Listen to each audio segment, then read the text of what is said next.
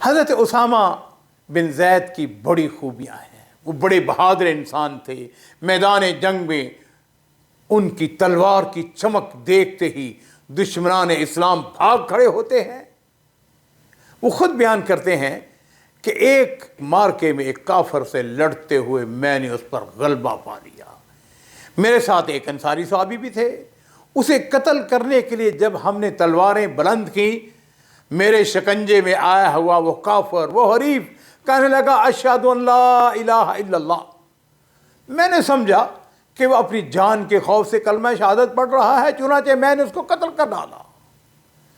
اور پھر جس وقت میری نبی کریم صلی اللہ علیہ وسلم سے ملاقات ہوئی تو میں نے ان کو اس بات سے آگاہ کیا، تو نبی کریم صلی اللہ علیہ وسلم نے بڑے تعصب سے، آپ نے پوچھا اسامہ کلمہ شہادت پڑھنے کے باوجود تم نے اس کو قتل کر دیا؟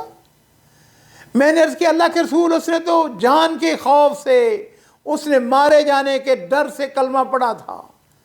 تو نبی کریم صلی اللہ علیہ وسلم نے فرمایا اسامہ کیا تم نے اس کا جگر پھاڑ کر دیکھا تھا کہ اس نے خوف سے کلمہ پڑھا ہے یا دل سے؟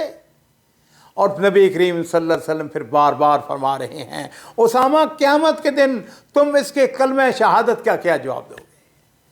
اور اسامہ کی یہ حالت کہ وہ اپنے اس عمل سے، اپنے اس فعل سے اتنے نادم کہ کہتے ہیں کہ میرے دل میں تمنا پیدا ہوئی کہ کاش میں اس سے پہلے مسلمان ہی نہ ہوا ہوتا اور آج ہی میں نے اسلام قبول کیا ہوتا۔ اس لیے اسلام قبول کرنے سے اللہ رب العزت پچھلے سارے گناہوں کو معاف کر دیتے ہیں۔ حضرت اسامہ رضی اللہ تعالی عنہ کے والد زید بن حارثہ رضی اللہ تعالی عنہ غزوہ موتا کے اندر شہید ہوئے تھے۔ تو نبی کریم صلی اللہ علیہ وسلم نے اپنی زندگی کے آخری ایام میں اسامہ بن زید کو موتا کی طرف لشکر کا سردار بنا کر بھجوانے کا فیصلہ کیا۔ جب انہیں امیر لشکر بنایا گیا تو لوگوں کے اندر چہم گوئیاں شروع ہو گئیں۔ کسی نے کہا اسامہ ابھی چھوٹے ہیں، ان کے بڑے میں مقابلے میں بڑے بڑے جلیل القدر صحابہ کرام موجود ہیں، ان کو لشکر کا امیر بنانا چاہیے تھا۔ اسامہ تو ابھی چھوٹا ہے، اس کی عمر کیا ہے، 20 سال عمر ہے ساری۔ نبی کریم صلی اللہ علیہ وسلم کو جب یہ بات پہنچی تو آپ نے ارشاد فرمایا کہ تم لوگ اسامہ کی امارت پر باتیں کرتے ہو، اس سے پہلے تم نے اس کے باپ زید بن حارثہ کی امارت پر بھی باتیں کی تھی، حالانکہ وہ خوب امارت کے لائق تھا، وہ لوگوں میں مجھے سب سے زیادہ محبوب تھا۔ چنانچہ نبی کریم صلی اللہ علیہ وسلم نے اسامہ ہی کو اسلامی لشکر کا سالار بنایا۔ اور آپ کو تعجب ہوگا ناظرین کرام کہ حضرت عمر بن خطاب رضی اللہ تعالی عنہ جیسی عظیم شخصیت بھی اس لشکر کے اندر موجود تھی۔ اسی دوران نبی کریم صلی اللہ علیہ وسلم کا انتقال ہو جاتا ہے اور حضرت اسامہ لشکر کو لے کر روانہ نہ ہو سکے۔ ابو بکر صدیق رضی اللہ تعالیٰ عنہ خلیفہ امیر المومنین مقرر ہوتے ہیں، تو آپ نے خلیفہ بننے کے بعد جو سب سے پہلے کام کیے ان کے اندر لشکر اسامہ کو موتا کی طرف روانہ کرنے کا کام بھی تھا۔ اسامہ لشکر کی قیادت کرتے ہوئے جس وقت روانہ ہوئے تو حضرت ابو بکر صدیق رضی اللہ تعالی عنہ نے ان کے گھوڑے کی لگام کو پکڑ لیا تھا۔ حضرت اسامہ رضی اللہ تعالیٰ عنہ شام کے اس علاقے بلقا، اردن کے علاقے کے اندر ہے جگہ موتا کا علاقہ، جہاں ان کے والد زید، جعفر طیار، عبداللہ بن رواحہ اور دوسرے صحابہ کرام شہید ہوئے تھے، وہاں پر پہنچتے ہیں۔ علاقے کے اوپر حضرت اسامہ رضی اللہ تعالیٰ عنہ اپنی فوج کے ساتھ حملہ کرتے ہیں۔ اللہ تعالیٰ نے مسلمانوں کو عزت دی، ان کو فتح سے ہمکنار کیا۔ آپ دشمن کے بہت سارے فوجیوں کو قید کرتے ہیں اور ڈھیر سارے مال غنیمت کے ساتھ مدینہ منورہ واپس آتے ہیں۔ ناظرین کرام ذرا اندازہ کیجئے، بڑے لوگوں کی بڑے باتیں ہوتی ہیں۔ سیدنا عمر فاروق رضی اللہ تعالیٰ عنہ کی حضرت اسامہ بن زید سے جب ملاقات ہوئی تو سیدنا اسامہ رضی اللہ تعالیٰ عنہ کو وہ امیر کے نام سے موسوم کرنے لگے۔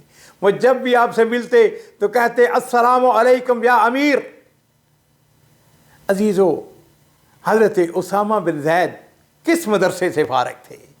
وہ نبی کریم صلی اللہ علیہ وسلم کی تربیت یافتہ تھے۔ آپ نے ان کی تربیت کی تھی، آپ نے ان کی رہنمائی کی تھی، آپ نے ان کی پرورش کے اندر حصہ لیا تھا۔ حضرت اسامہ بن زید کو یہ اعزاز حاصل ہے کہ جس وقت نبی کریم صلی اللہ علیہ وسلم فتح مکہ کے موقع پر مکہ مکرمہ میں داخل ہوئے تو آپ کے اونٹنی پر حضرت اسامہ نبی کریم صلی اللہ علیہ وسلم کے ردیف تھے، یعنی آپ کے پیچھے بیٹھے ہوئے تھے۔ چونکہ حضرت اسامہ رضی اللہ تعالیٰ عنہ کی تربیت نبی کریم صلی اللہ علیہ وسلم کے ہاتھوں ہوئی تھی، اس لیے آپ کا دل حسد، بغض، کینہ جیسے گھٹیا جذبات سے بالکل پاک اور صاف تھا۔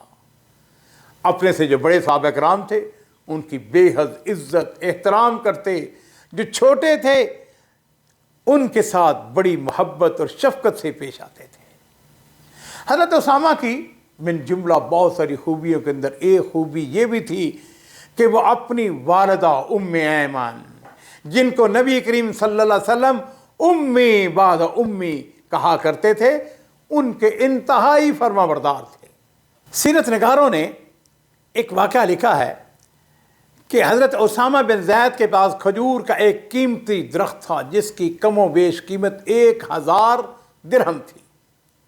ایک دن ان کی والدہ نے کہا کہ میں نے جمار کھانا ہے۔ جمار کھجور کے درخت کے اندر ایک گوند ہوتی ہے جو چربی کی طرح سفید۔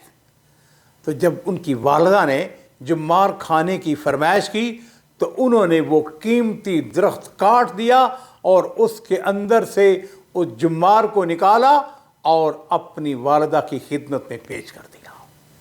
لوگوں نے ان سے پوچھا آپ نے اتنا قیمتی درخت کیوں کاٹ دیا؟ فرمایا بات یہ ہے کہ میری والدہ نے مجھ سے جمار کھانے کی خواہش ظاہر فرمائی تھی، اور میرا یہ معمول ہے کہ جب بھی میری والدہ مجھ سے کسی چیز کی خواہش کرتی ہیں تو میں حد الامکان اپنی والدہ کی خدمت میں وہ چیز پیش کر دیتا ہوں۔ چونکہ انہوں نے جمار کھانے کی خواہش ظاہر کی تو اس کی تکمیل کے لیے میں نے فوراً کھجور کا درخت کٹوا دیا۔ ناظرین، سیدنا اسامہ بن زید رضی اللہ تعالی عنہ کی زندگی کے بہت سارے روشن پہلو ہیں۔ نبی کریم صلی اللہ علیہ وسلم جس وقت اس دنیا سے رخصت ہوئے اس وقت ان کی عمر صرف 20 سال کی تھی۔ آپ کی وفات کے بعد انہوں نے وادی قرا میں سکونت اختیار کر لی تھی، پھر کچھ عرصے کے بعد مدینہ شریف میں آ گئے، اور مدینہ شریف سے 3 میل کے فاصلے پر مقام جرف ہے۔ آج کل یہ مدینہ شریف کا ایک محلہ بن چکا ہے۔ مقام جرف پر یعنی جرف کے محلہ میں ان کا انتقال ہوتا ہے، اور امیر معاویہ رضی اللہ تعالیٰ عنہ کے دور خلافت یعنی یہ 58 یا 59 ہجری کے اندر ان کی وفات ہوتی ہے۔ ان کی میت کو جرف کے مقام سے، جرف کے محلہ سے بقیع الغرقد میں لایا جاتا ہے اور وہیں پر ان کو دفن کیا جاتا ہے۔ اللہ تعالیٰ کی کروڑہ رحمتیں ہوں اس محبوب رسول، محبوب نبی، حب النبی صلی اللہ علیہ وسلم کے اوپر، کہ جس سے نبی کریم صلی اللہ علیہ وسلم بے پناہ محبت کرتے تھے۔ اللہ تعالیٰ ان کے درجات بلند فرمائے، ان کو اللہ تعالیٰ جنت الفردوس میں اعلیٰ مقام عطا فرمائے، اور قیامت والے دن ہمیں بھی ان کی زیارت نصیب فرمائے۔